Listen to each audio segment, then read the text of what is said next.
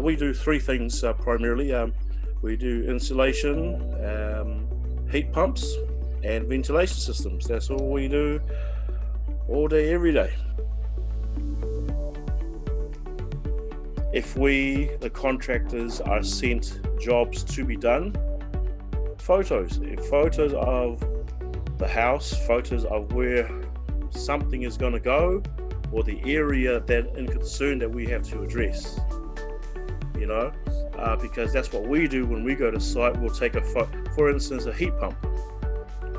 All right, we'll go to site and say, okay, this is a heat pump required. Here's where it's going to go in the inside, and here's where it's going to go on the outside. If you guys approve these locations, we can act straight away. And so, because photos tell everything, what we're there, and then afterwards, if they were still requested, here's the photos of a completed job. Here's the internal unit, here's the external unit, exactly as you approved it.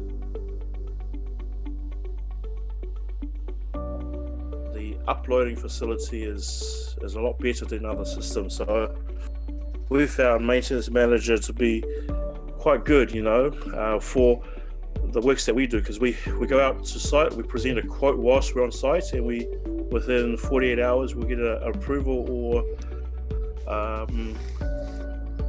or some sort of notice about that quote or that job.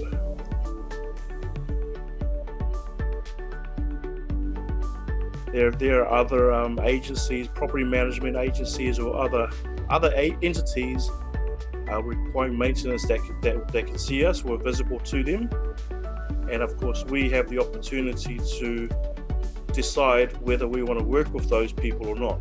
But what I found with the maintenance managers, clients or principals that are on the system now, they're pretty good.